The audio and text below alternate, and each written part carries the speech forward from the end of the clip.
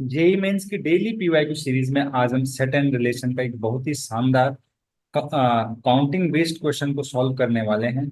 इसमें एक सेट ए गिवन है और बोला गया कि रिलेशन ए क्रॉस ए में डिफाइंड है और रिलेशन इस कंडीशन को सेटिस्फाई करता है। मतलब रिलेशन के अंदर ऑर्डर पेयर है, किसके order pair? Set of order pair of order pair, मतलब ए कॉमा बी और सी कॉमा डी को इन्होंने ऑर्डर पेयर बना दिया है और ऐसा ऑर्डर पेयर बनाया है कि ये कंडीशन सेटिस्फाई होती है। तो देखिए, इसका मतलब ये हुआ कि 2a+3b की वैल्यू 4c+5d की वैल्यू के बराबर जब जब आएगी, वो वाले ए बी और सी डी वाले जो ऑर्डर पेयर हैं वो एक मिलकर एक ऑर्डर पेयर को बनाएंगे। तो हमें अब पता कैसे चलेगा 2a+3b 4c+5d के बराबर होगा? क्योंकि अगर हम इसको सॉल्व करेंगे ऐसा तो बड़ी हौज पौज हो जाएगी। तो इस टाइप के क्वेश्चन को एक क्लीन मैनर में कैसे सॉल्व करते हो वो मैं आपको बताने वाला हूँ। और आप एक बार यहाँ से सीख लीजिए, ऐसे क्वेश्चन जब भी आएंगे आप इस अप्रोच को फॉलो करेंगे तो आपको सॉल्यूशन जरूर मिल जाएगा। तो इसने 2a+3b बोला तो मैंने 2a और 3b दोनों कैलकुलेट कर लिए हैं। और ए और बी क्या है देखिए, ए क्रॉस ए बोला है तो ऑल दो सभी ए सेट हैं, तो ए हमें यहां से मिलेगा, बी हमें यहां से मिलेगा, सी हमें इस सेट से मिलेगा, डी इस सेट से मिलेगा। और मैंने यहाँ पे 2a की वैल्यू भी कैलकुलेट कर दी है, 3b की वैल्यू भी कैलकुलेट कर दी है, 4c की वैल्यू भी कैलकुलेट कर दी है, 5d की वैल्यू कैलकुलेट कर ली है। इनके सम को मैं लिख लेता हूँ, 2 और 3 5 होता है। और अब देखिए, ध्यान से देखिएगा, 2 3 और 2 6 8 हो रहा है। यहाँ पे पैटर्न बन रहा है 5 8 11 14, ऐसे ही आएगा, देख लीजिए, है ना। और अब देखिए, 4 और 3 7 आ रहा है, 7 आ रहा है। देखो, 4 3 7, 4 और 6 10। देखिए 7 10, 7 3 10 3 13 और 3 16 आ गया।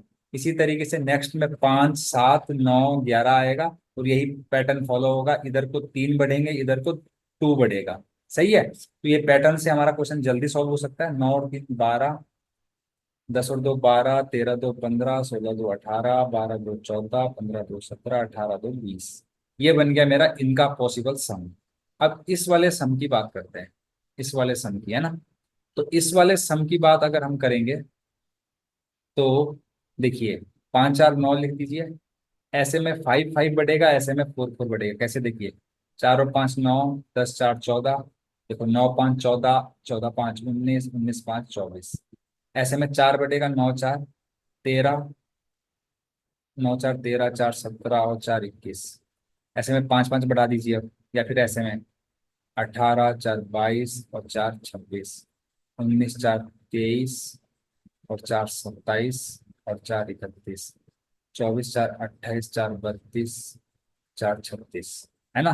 तो मतलब ये वाला सम जो है इसका है और इनका सम यहाँ पर लिखा है। तो अब ये दोनों बराबर इक्वल टू है, तो ये बराबर जब जब होंगे तो उतने ही एलिमेंट होंगे जब जब ये बराबर होंगे। तो अब हम काउंट कर लेते हैं कि बराबर कब कब है। देखिए, 14 इसमें भी है, इसमें भी है, बट 14 इसमें 2 बार है। तो यानी कि 2 बार 14 सम हो रहा है। जैसे 8 और 6 14 हो रहा है और 12 और 2 14 हो रहा है। तो यानी कि इसका सम 2 बार हो रहा है 14, और इसका 1 बार आ रहा है। तो यानी कि दो एलिमेंट तो सेटिस्फाई कर गए, प्लस ऐसे ही अब देखिए, इसके अंदर ऐसा कौन सा एलिमेंट है? 13 है, इधर भी 13 है, और 17 इधर भी है, इधर भी है, और इसके अलावा 18 इधर भी है, इधर भी है, और इसके अलावा कौन सा एलिमेंट है जो दोनों जगह है? देख लेते हैं। ऐसा एक एलिमेंट 9 भी है, तो 9 जो है दोनों जगह है। आप काउंटिंग कर लीजिए, जिसमें भी ज्यादा, देखिए 1 2 3 4 5, मतलब इनका सम एक बार ही 14 आ रहा है। इधर 14 आने की दो पॉसिबिलिटी, 8 6 और 2 और 12। तो इस वजह से हम दोनों पॉसिबिलिटी को गिनेंगे। तो एक्चुअल में यहाँ पर कितने मैचिंग हुई है? 1 2 3 4 5 6। तो यानी कि टोटल 6 बार ये वाला सम और ये वाला सम बराबर हुआ है, इसलिए इस सेट के अंदर 6 एलिमेंट होंगे। अगर आपको ये अप्रोच, ये यूनिक अप्रोच अच्छी लगी हो तो चैनल को लाइक शेयर और सब्सक्राइब करना बिल्कुल ना भूलें। Thank you very much.